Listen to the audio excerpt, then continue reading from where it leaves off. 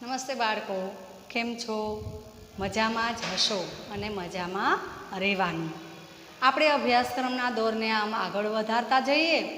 જ્યારે આપણે રૂબરૂ મળીશું ત્યારે આ સુંદર મજાના કાવ્યોનું સાથે મળીને ગાયન કરશું. અહીંયા ધોરણ 8ની અંદર આપણે આગળ ભણી ગયા છીએ એ બજારમાં પાઠ. હવે આ બીજી કવિતા છે એ છે એક જ દે ચિનગારી. એક જ દે ચિનગારી. આમાં કવિ પોતાના હૃદયના ભાવ વ્યક્ત કરે છે. સાથે સાથે એ કહે છે, એના કવિ હરિહર ભટ્ટ છે અને એ આ જીવનની ઘણી બધી આશાઓ અપેક્ષાઓને પરમાત્મા પાસે માગીને કહે એક જ દે ચિનગારી. અહીંયા ચિનગારી એટલે જ્ઞાન અથવા તો સમજનો તણખો. જીવનમાં જ્ઞાન હોવું ખૂબ જરૂરી છે, માટે પરમાત્મા પાસે એ જ્ઞાન માગે છે. હરિહર ભટ્ટનો જન્મ 1895માં થયો હતો અને મૃત્યુ એનું 1978માં થયું હતું. હરિહર પ્રાણશંકર ભટ્ટ અમદાવાદના વતની હતા. તેઓ અધ્યાપક હતા. કેટલોક સમય તેમણે વેધશાળાનું સંચાલન પણ કરેલું. ખગોળ અને ગણિતના પુસ્તકો ઉપરાંત સુંદર કાવ્યો પણ લખ્યા છે. હૃદય રંગ એમનો કાવ્ય સંગ્રહ છે. એક જ દે ચિનગારી આ પ્રાર્થના કાવ્યમાં કવિ પ્રભુ પાસે ધન વૈભવ કે સત્તા મહાનતા યાચતા નથી. ધન ને વૈભવ માગતા નથી, પણ શું માગે છે? જ્ઞાન માગે છે. ભગવાન પાસે, પરમાત્મા પાસે ધન અને વૈભવ એ તો કિસ્મતની વાત, પણ જ્ઞાન હોવું ખૂબ જરૂરી છે. એવી આશા રાખી હરિહર ભટ્ટ છે એ જ્ઞાન માગે છે. મહાનલ રૂપી પરમાત્મા પાસેથી એ તો માત્ર એક જ ચિનગારીની અપેક્ષા રાખે છે. એકમાત્ર ચિનગારી, હે પરમાત્મા એકમાત્ર જ્ઞાન દે એવી આશા રાખે છે. અને કેવી નમ્ર છતાં ભવ્ય રચના આ પ્રાર્થના ગીતની અંદર કરવામાં આવી છે. તો આપણે એને સુંદર રીતે સમજીએ.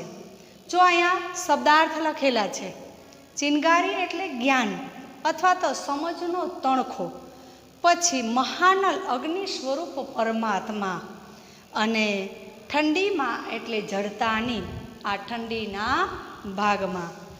એક જ દે ચિનગારી મહાનલ એક જ દે ચિનગારી.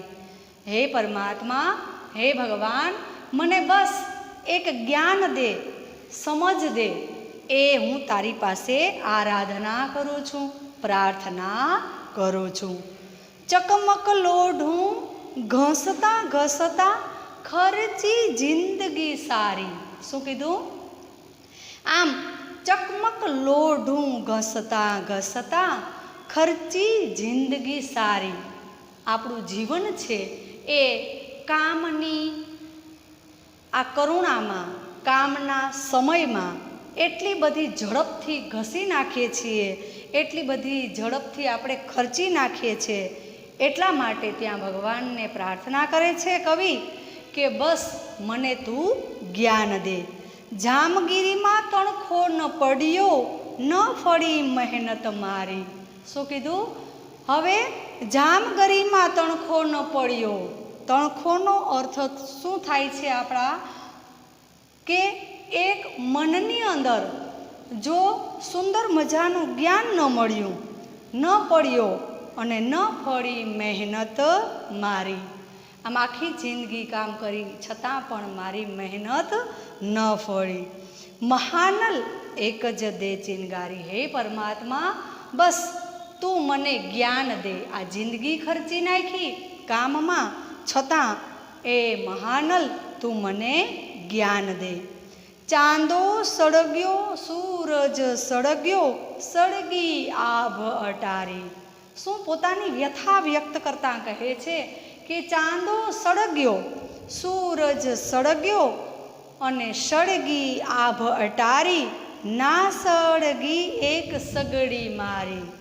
ના એક મારા મનની સગડી સળગી, બધું જ સળગી ગયું. વાત વિપતની ભારી. શેની વાત? આ દુઃખની, આ સંકટની વેળા ખૂબ જ ભારી. વાત વિપતની ભારી, મહાનલ એક જ દે ચિનગારી. હે પરમાત્મા, મને તું જ્ઞાન દે, મને આ સમજની શક્તિ દે. ઠંડીમાં મુજ કાયા થરથરે. શું કીધું? આ ઠંડીમાં, આ અજ્ઞાનતા રૂપી ઠંડીમાં મારું કાયા, મારું શરીર છે થરથરે છે. ખૂટી ધીરજ મારી. હે ભગવાન પરમાત્મા, હવે તો મારી ધીરજે ખૂટી ગઈ છે. વિશ્વાનલ હું અધિક ન માગું. હે વિશ્વના આધાર પરમાત્મા, હે વિશ્વના સાગર પ્રભુ, અધિક ન માગું. હું તમારી પાસે વધારે માગતો નથી. માગું એક ચિનગારી. શું માગું? માગું તો એક જ્ઞાન માગું છું. બસ તમારી પાસે સમજણ માગું છું. મહાનલ એક જ દે ચિનગારી. હે પરમાત્મા, હે ઈશ્વર, સમજ દે તો મને એક જ્ઞાનની સમજ દે. અહીં આ હરિહર ભટ્ટ છે એ પોતાના ભગવાન પાસે આશા રાખે કે હે ભગવાન, તું મને જ્ઞાન દે. સુંદર મજાનું કવિએ આ કવિતાની રચના કરી પ્રાર્થના ગીતની, અને હું મારી ભાષાની અંદર તમને ગાઈને સંભળાવું. એક જ દે ચિનગારી મહાનલ, એક જ દે ચિનગારી. ચકમક લોઢું ઘસતા ઘસતા ખર્ચી જિંદગી સારી. જામન રે માતણ ખોન પડ્યો, જામગરી માતણ ખોન પડ્યો. ન ફળી મહેનત મારી મહાનલ, એક જ દે ચિનગારી. ચાંદો સળગ્યો, સૂરજ સળગ્યો, સળગિયા ભયટારી. ના સળગી એક સગડી મારી, વાત વિપતની ભારી. મહાનલ એક જ દે ચિનગારી, એક જ દે ચિનગારી. મહાનલ એક જ દે ચિનગારી. ઠંડીમાં મુજ કાયા થરથરે, ખોટી ધીરજ મારી. વિશ્વાનલ હું અધિક ન માગું, માગું એક ચિનગારી. મહાનલ એક જ દે ચિનગારી, એક જ દે ચિનગારી. મહાનલ એક જ દે ચિનગારી. આ સુંદર મજાના પ્રાર્થના ગીતની રચના હરિહરે ભટ્ટ કરી. જો સૂરજ, ચાંદ, પવન, પર્વત, પ્રકાશ કુદરતે આપેલું છે.